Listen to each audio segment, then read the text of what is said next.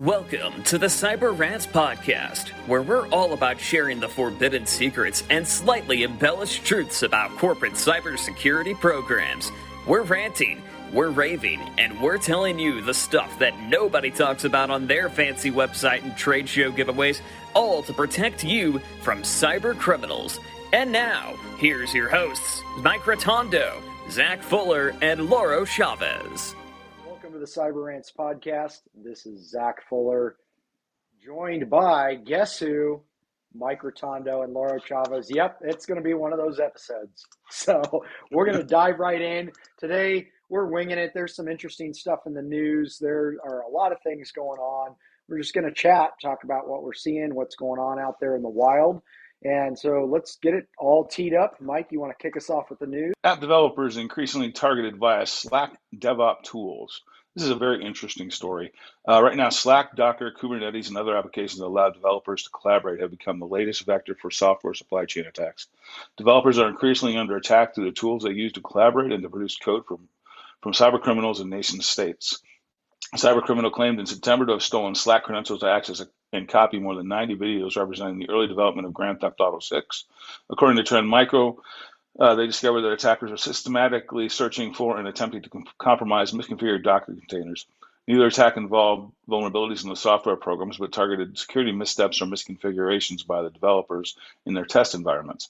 Attacks against the software supply chain and developers who produce and deploy the software have grown quickly in the past 2 years. In 2021, attacks that aimed to compromise developer software and open source components widely used by developers grew by 650%. According to the 2021 State of the Software Supply Chain report published by software security forum Sonatype. So if you're writing code, make sure you secure your environment. More good news. The cyber mercenary group Void Balleur continues hack for hire campaigns. The cyber mercenary group Void Balleur continues expanding its hack for hire campaigns despite disruptions to its online advertising personas. Their marketing problems. Their new information comes from cybersecurity experts at Sentinel Labs. Void Balleur was first reported in 2019 under the name Equalite, then again in 2020 when they hit Amnesty International. In November 2021, our colleagues at Trend Micro profiled the largest set of malicious activity and named the vector Void Balleur based on a monster of East European folklore. Attacks are often very generic in theme, may appear opportunistic in nature, and account for targets making use of MFA.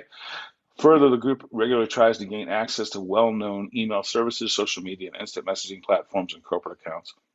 Void Balleur remains a highly active and evolving threat to individuals across the globe. From the targeting of well-known email services to the offering of hacking corporate networks, the group represents a clear example of the hack for hire market. We expect this type of actor to be an increasingly common to be observed in the wild. Lazarus lures aspiring crypto pros with fake exchange job postings. Researchers are warning that Lazarus has expanded its campaign using fake jobs of cryptocurrency exchange to trick macOS users into downloading malware. Just last month, researchers observed Lazarus, which is an APT group with ties to North Korea, is using Coinbase job openings to trick macOS users into downloading malware. Now, Central One says the same threat group has expanded its phishing campaign to include fraud job postings at crypto.com. According to Sentinel One report on the new crypto job lure, the additional victims are initially contacted by Lazarus through LinkedIn. This is a really interesting story for those that say, well, I've got nothing for you to steal. Why are they hacking me? Well, crypto miners hijacked $53 worth of system resources to earn $1. Security researchers estimate that the financial impact of crypto miners infecting cloud servers cost victims about $53 for every dollar worth of cryptocurrency threat actors mine or hijack devices. The activity is generally attributed to certain financially motivated hacking groups, most notably Team TNT, that perform large-scale attacks against vulnerable Docker hubs, AWS, Redis, and Kubernetes deployments. The threat actors load modified OS images and claiming XMRig, a miner for Monero, which is a privacy-oriented, hard-to-trace cryptocurrency and currently the most profitable CPU-based mining. The mining programs are use the hacked device's CPU, so the threat actor generates income by hijacking hardware. Compared to ransomware, rogue crypto mining is a low-risk activity for the attacker, much less likely to attract law enforcement attention. It's a good email here called Your Guide to the Latest Email Fraud and Identity Deception Trends. There's a high chance that someone you know has been impacted by email fraud or identity theft. At minimum, you've likely received a variety of spam emails and text messages asking you to provide a payment or confirm your identity. As cybersecurity protection evolves, so do the attack methods used to steal your personal information. Two-thirds of Fortune 500 companies remain vulnerable to getting impersonated in phishing scams, targeting their customers, partners, investors, and the general public. Here's some alarming statistics. 92% of malware is delivered by email. Nearly 60 million people in the US have been impacted by identity theft. These are some new phishing methods out there. Some of them are kind of old. Form jacking, social media identity theft, buy now, pay later, medical identity theft, then synthetic identity theft, business impersonation, and child identity fraud. For those of you PowerPoint warriors, here's a scary one. Hackers use PowerPoint files for mouse over malware delivery. Hackers believed to work for Russia have started using a new code execution technique that relies on mouse movement in Microsoft PowerPoint presentations to trigger a malicious PowerShell script. No malicious macro is necessary for the malicious code to execute and download the payload for a more insidious attack. A report from threat intelligence company Cluster 25 says that APT28, which is also known as Fancy Bear, threat group attributed to the Russian GRU, it's kind of like the KGB, have used the new technique to deliver the graphite malware as recently as September 9th. The threat actor lures targets with a PowerPoint file allegedly linked to the Organization for Economic Cooperation and Development, an intergovernmental organization working towards stimulating economic progress and trade worldwide. So, we get that going for us. Got a couple other interesting headlines. Lockbit publishes stolen data as a hospital rejects extortion. Hackers use null mixer and SEO to spread malware more efficiently. There's more adware on Google Play. American Airlines is learning about its breach from the phishing targets, which is great. And there's a new RCE firewall bug in Sophos. Laura, what do you got for us, bud? Well, I've got a few good things this morning, Mike. Thanks for the news. A lot of good headlines there. I'm going to start out exploits today with a 0-day that just dropped from Microsoft for Microsoft Exchange Server this morning, the 30th. So just a little background on this. This Say it is ain't so. CVE. Yeah, right. Like big surprise, big shock. But normally these have come out during the week, and you have an opportunity to bring these up in the news. This particular one dropped this morning, and I want to bring it up because it's there's a couple CVEs involved in this one. Okay, so I guess the big one here is 2022 41082. All right, this is the PowerShell manipulation that can be exposed in Microsoft Exchange Server. So, to make a long story longer, the easiest thing to resolve this is to check and make sure you've got ports 5985 and 5986 secured. So you don't want to be publishing this is you got to access PowerShell, so it's going to be somebody on the internal network. It is a remote code execution, but if you're listing those PowerShell agent ports outside of your environment for automated changes and things like that, you want to turn those down right now until Microsoft gets a handle on this. So those are being exploited on the weather. There's news reports of these being exploited on the wild today. So again, check to make sure you don't have TCP 5985 or 5986 open to the public Internet of Things. Be a very bad day for you. We don't want to get a call. A couple other things in the exploit news I want to talk about. So VMware Workspace ONE. This involves CVE 2022-31660. Essentially, there's a Workspace ONE, which is a component of VMware, contains a vulnerability that one of the Horizon users, which is part of their embedded operating system, can escalate privileges to get root with essentially modifying a file, restarting the VMware server, and now being able to log in as root. So what's important about this exploit is that this was disclosed by VMware on 8/2, so August the 2nd, and now less than 30 days later, we have a payload exploit that'll go right into your Metasploit framework and will exploit this particular vulnerability. So take a look at that. If you're using VMware Workspace ONE, check out 2022-31660 CVE and make sure you're not vulnerable to this. And if you are, make sure you patch it. The other one is for everybody using Bitbucket Git command. There is an injection attack that's out there that, again, this one got released on 8/24, and today, a couple days ago, 9/21, we have the exploit payload ready to go, ready to deploy and be used in the wild. So this manipulates the API endpoints as part of the Bitbucket Git, right? Your REST APIs, which is essentially these application interfaces that are sitting there like an Alexa. Okay, think of it. It's a good analogy. If someone comes in your home and says, Alexa, play Rick Astley and get Rick rolled, you know what I mean? So yeah, never going to give you up sort of thing. Alexa's going to play it. API is a lot like that. It's going to sit around. It's going to wait for commands to come in. So if you've got some of these APIs that are being leveraged for Bitbucket Git, make sure you're checking those out. This is going to apply to all of your projects, project repository archive areas in Git. So supplying null bytes essentially allows the passing of additional arguments for the attacker in this case. So if you're using Bitbucket and doing the command Git command stuff with it, make sure that you're checking those APIs for the presence of that command injection. So that's pretty much it for exploits today, aside from the Microsoft on fire. Of course, it's Microsoft. Of course they did this. Probably not on purpose. I mean, probably somebody dropped like a soggy donut on the keyboard. I'm sure that's the reason this happened. You never know. It was some kombucha that got spilled on. Someone's frothy brew got poured onto the keyboard, causing this. That's right. And I'm sure that Go ahead. I was going to say there's no donuts anymore. It's kale chips, Laura. You're right. Come on now. What generation are we in? So that's how this got created. Someone snuck a donut into the Microsoft campus and was eating it like secretly at the desk, and like one of the supervisors came around the corner like, "What are you doing?" And they dropped it on the keyboard, and that's how you have this PowerShell vulnerability now. And of course, Microsoft is never going to give you up to vulnerabilities. I see what you did there. I see what you did. you just rickrolled my ears. Yeah, you put it out into the universe first, brother. Okay, fair enough. Now I have a feeling that's not the last time that comes up this episode. So, well, outstanding and no W word today. So that's good. Oh, the W's out there. I just wasn't going to mention it. Okay, I shouldn't have said anything. Well, outstanding. It's been interesting. There's a lot of stuff going on.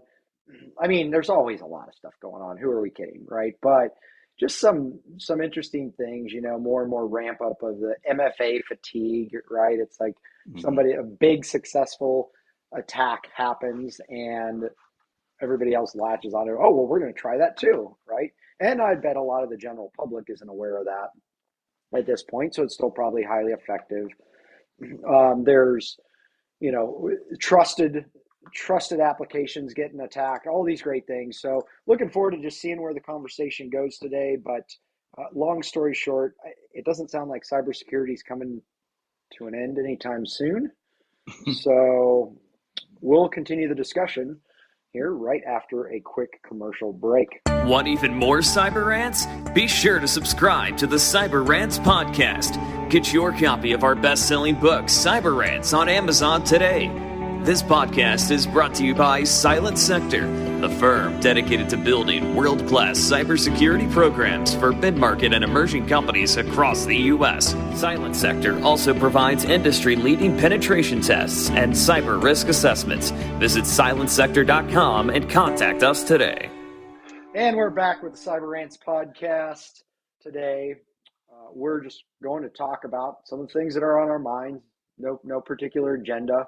But I promise there will be some nuggets of gold because these are always some of the best, I should say always the best episodes, but there's probably some that we've done that are planned that are pretty good too. They're all good.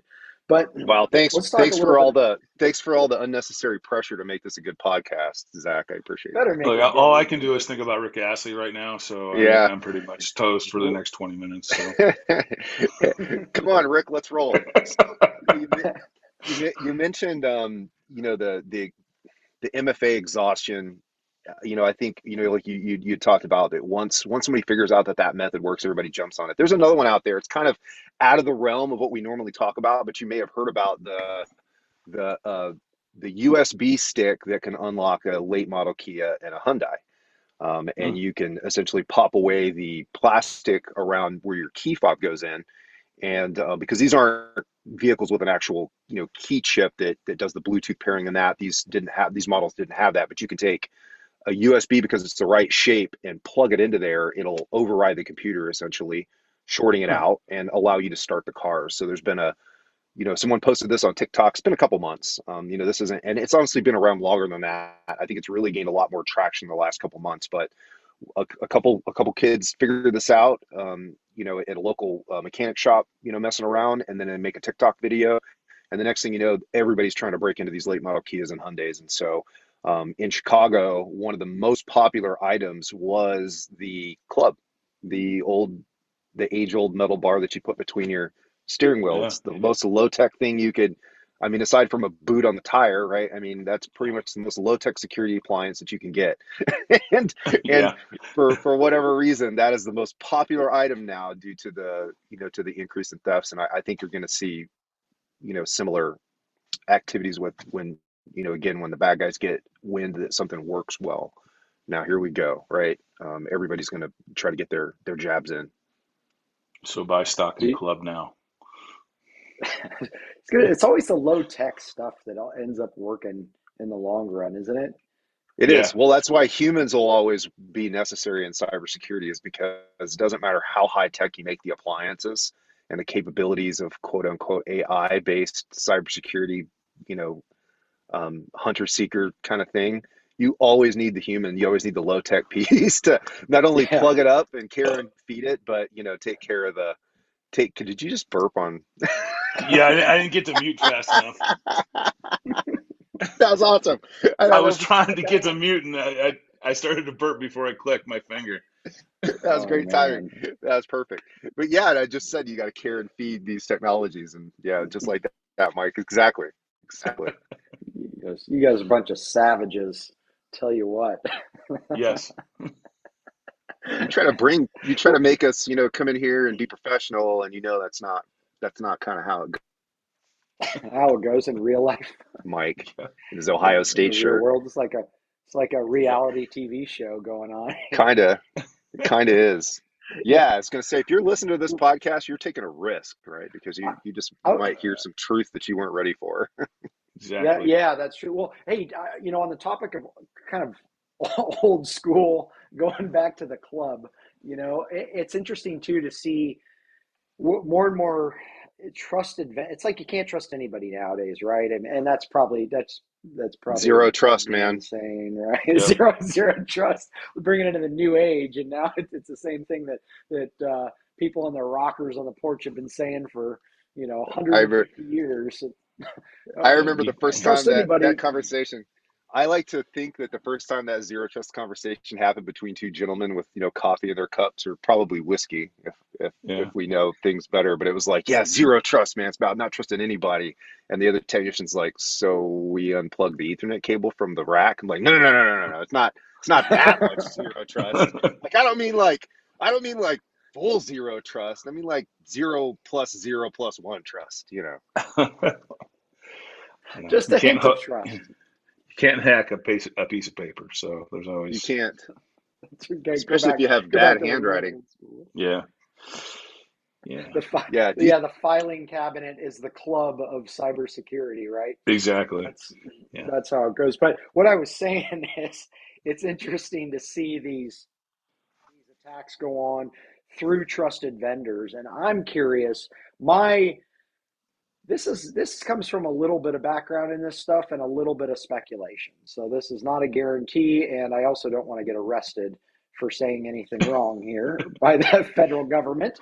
So one would guess, though, anybody listening who has a background in the intelligence community understands how things work when it comes to compromising certain assets, espionage, that sort of thing, which of course the United States would never do, right? But we're talking about other countries here. I believe a lot more of these attacks are coming down the pipeline. Trusted software, trusted vendors, trusted hardware, right? That people are infiltrating companies, right? Trusted organizations. I was about to throw out Microsoft. I don't know. There's a certain level. There's a use case there. I don't know. I want to go further than that. It's a pretty strong use case. Apple, take SolarWinds, right? All these things that are going on. My assumption is these companies are gearing up right now for And if they're not, those that aren't should be gearing up for insider malicious activity, right? Because something as critical as our core devices, core applications, core operating systems that organizations all over the world are using, that is a tremendous strategic and tactical advantage for nation state threat actors. And we know they put people into the US or even onboard US citizens, right? Build intelligence networks, get them in these organizations to actually do malicious things. So this is a big conversation and probably off topic of what we're really focused on here and kind of the core audience that we speak to. But we need to be, especially large corporations, if you're listening to this from a major organization, have any decision making authority, we need to be extra careful of what's going on within the walls of the organization, digital walls, right? I understand the remote work and all that, but we need to be extra careful of who's doing what in that organization. And I believe we need to have counterintelligence operations in every organization that's offering any type of information system that's used widespread, all right? Because if we don't, the cost could be just absolutely devastating, way worse than anything we've ever seen. So I'm not trying to be a conspiracy theorist here. I do have some level of education to be able to speak to this, but that's probably one of my bigger concerns when it comes to cybersecurity. It's not so much just the hacking groups and such that are working remotely, but it's what nation states are doing around the world too, and that's heavily funded, extremely meticulous stuff going on. It's good stuff. And yeah, I mean, so one of the things that you can do to prevent some of that internally is a strong change management process, right? So you ensure that things are checked and double checked. So the ability to insert something into code becomes that much more difficult, or to implement a rogue change. Bust out tripwire and load FIM and hire 7 people to read logs, stuff like that. It will save you, though. I mean, it will.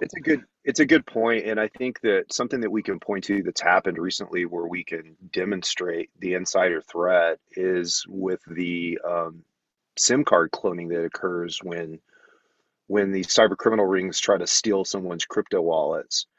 And we've been directly involved in the incident where we were on the phone call with the individuals as their third crypto bank account was compromised. And this is done by having somebody on the inside of one of the telco providers like AT&T or Verizon or probably T-Mobile for sure. Anyways, that's talk crap. But anyways, the crickets of the world, like they got crickets in there. Anyways, but it doesn't matter the telephone company. It's hard to determine when and where this is going to happen. But these criminal organizations have implanted individuals that they can call upon when they need something. And so this individual is probably going to get fired and they're going to lose their job and all this stuff, but they're going to make a heck of a lot of money, especially if they're going to swap clone the SIM of a card that's going to give the criminal organization access to a crypto wallet that's got hundreds of millions of dollars in it. They're probably going to make $200,000 or $400,000 to make that swap in the Verizon telco infrastructure. I would hope so. I mean, some of them may be cheaper. I mean, you might be able to get a SIM swap for $10K these days. I mean, who knows, right? With inflation. Right. Interest rates by the Fed, and so who knows, right? But well, they need to negotiate their salary better. They need to negotiate their their cut. Yeah, they need to talk to their criminal organization HR about getting a fair package when they do these dangerous activities, of course. but we see that happen, right? And that's one of the one of the places that it's been. I'll say this: it's been obvious to everybody that there was someone that it was implanted there, right? That got paid off to do this sort of activity, and it's happened several times in the last couple of years. So same can be said about larger organizations. I mean, the SolarWinds Orion hack was, profound because, like you said, Zach, there's a trusted piece of software that everybody in the world, not everybody, but everybody who's anybody is using that. And knowing that customizing that software automatically allows you to get access into these organizations that are the who's who of global, not only Department of Defense, but energies and finance tech and the whole bit. Everybody's using that tool. And that was just a nightmare a couple Christmases ago. Well, and they also had it happen at Tesla. There was an admin that got paid $1 million by some Russian oligarch or whatever to hack the systems internally. It was a sysadmin at Tesla. So Yeah. that happened a couple of Didn't years ago too. Twitter too, right? Wasn't Twitter the last Yeah. one? I can't remember. Was it Donald Trump's account, I believe, or I don't remember what accounts got hit, but yeah, it was a Twitter. Same thing. It was an admin at Twitter that decided to go rogue. Yeah. Um, Well, I mean, and To there's a shed lot of some, possibilities out there. I mean, you think about if you've got an MSP that manages your entire infrastructure and your Social Security, or Social Security, your software developer, um, and they're developing users, they're creating users for you some of them are and on defining the Social rights. Security. Yes, but my point being is that you very easily could create a rogue user. I mean, You you're could. trusting this company to do these things for you. Someone decides they're going to do this, and they're going to steal data. They're going to steal, PII. They're going to steal EPHI. They're going to steal PCI data. Whatever. Um, it can all happen. So It can. Well, the other one that's super risky too. I know Zach's been like he's got his hand up. Go ahead, Zach. I'll shut up for a minute. I'll hold my well, I was thought going here. to You say. say, I'm curious to hear you because you said super risky, so I'm all ears. Go for it. Mine can wait. It's super risky. Okay, super risky. You've got a Department of Defense tech company, and they, these organizations are making some really, really, really next level stuff for our military and Department of Defense contractors and stuff like that, right? And so, a lot of these smaller companies they can't afford to have a major VAR involved in the administration and engineering of their system. So they'll get a local IT person, right? So it's like a myself or Mike, that's more geared towards, building you a couple backup servers and hosting those in a home or manage them in a local data center or, even manage them on the cloud. And they're usually just a one person. They usually have some, random, last person's name, IT. And there's nothing wrong with using these individuals are usually very smart and very capable, but they're stretched thin. And I want to talk about a risk here that since we're kind of on this topic. So these individuals, they're going to get more business and more business and more business, and they're going to stretch themselves very thin. And now they're going to start looking for assistance.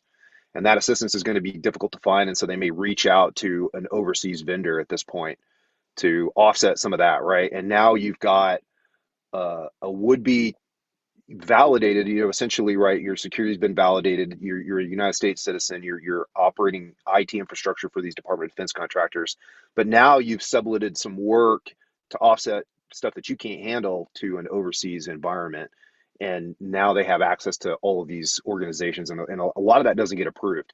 You just think that Hobo Joe's IT's coming in and fixing your stuff, but it's somebody in Iran or Pakistan or Turkey that's actually leveraging Hobo Joe's IT infrastructure that proposes them to do work on their behalf, and you're not really always in the know who is the real person from what organization and what country of origin is coming in through your IT service providers technologies to do quote unquote normal daily work, right? That can involve copying files down and other types of things. wasn't that the thing behind the OPM breach that they had outsourced to a company that outsourced to Venezuela and then outsourced to China?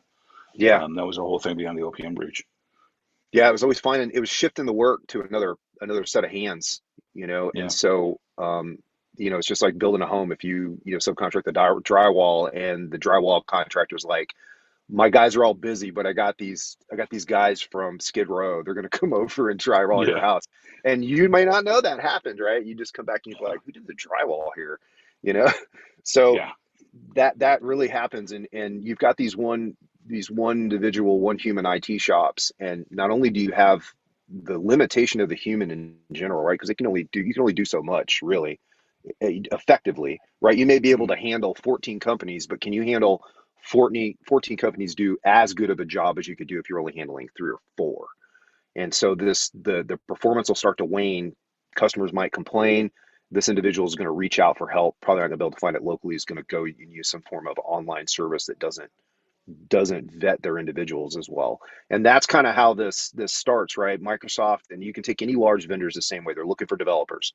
There's not a lot of developers in the United States, so it's hard if you've got a government-based program and you're saying we need to hire U.S.-based or sovereign country-based developers, and you can't get a lot of them because they're all.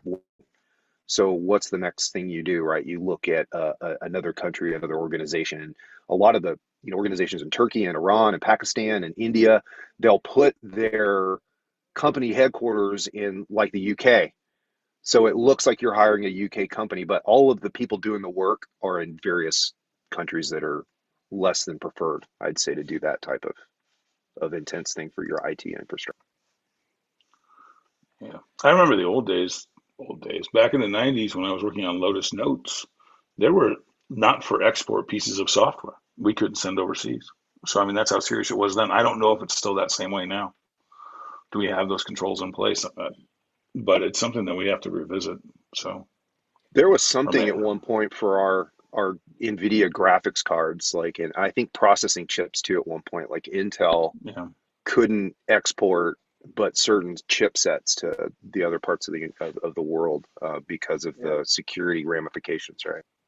And I At remember one during, I point, think it was the 70s or 80s, that there was an encryption export limitation that you can only export encryption that the U.S. could break.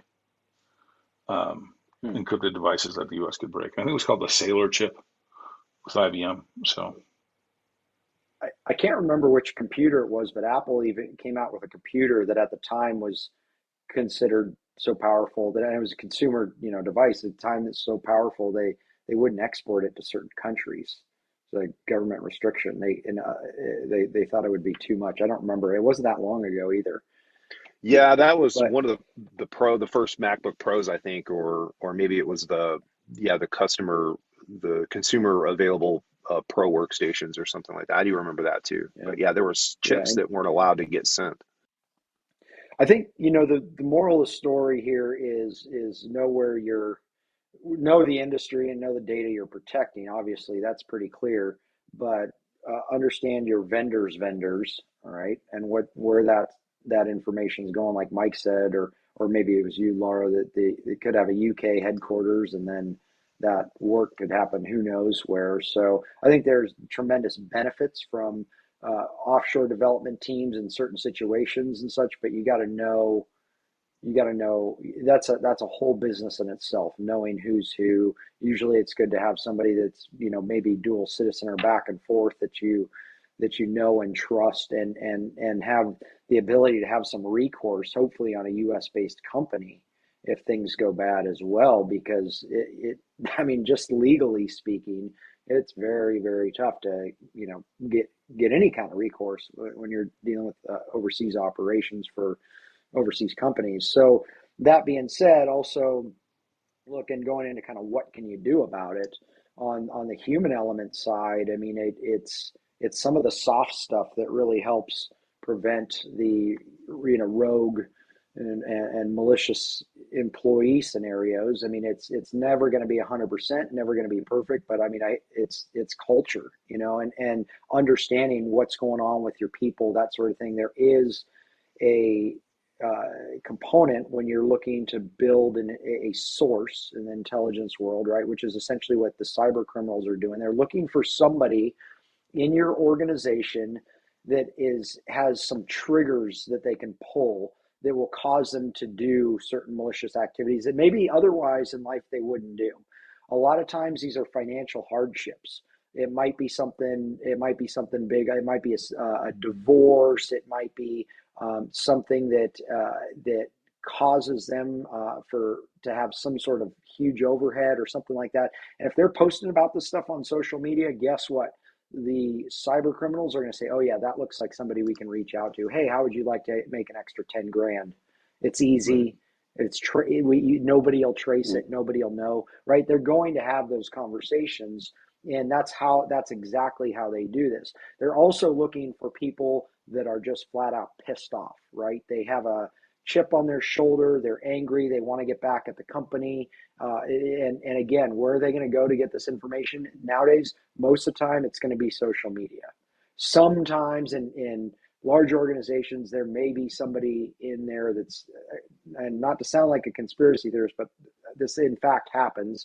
There may be somebody in there that is a handler that's creating relationships, that's looking for people in these Oh, situations. absolutely. I think it's And algorithms. You know what I Yeah. mean? yep, So, I not to cut you off, but I think you strike a good point here with TikTok. There's a rumor. I don't want to call it a conspiracy because I think we know that these applications like TikTok and Instagram and Facebook can collect a certain amount of data about the user who is interfacing with it, right? It was the drive behind marketing.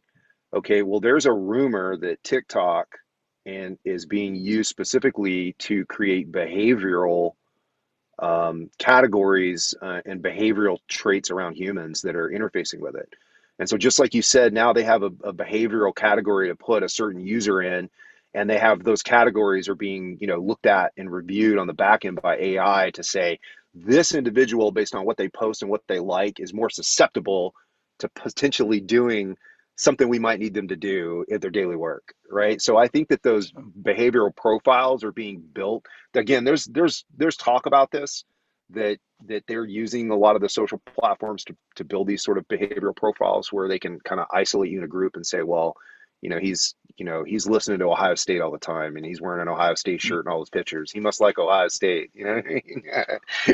Like biggest Yes, but Ohio Ohio State keeps winning, so there's really not much manipulation. I'm pretty just happy.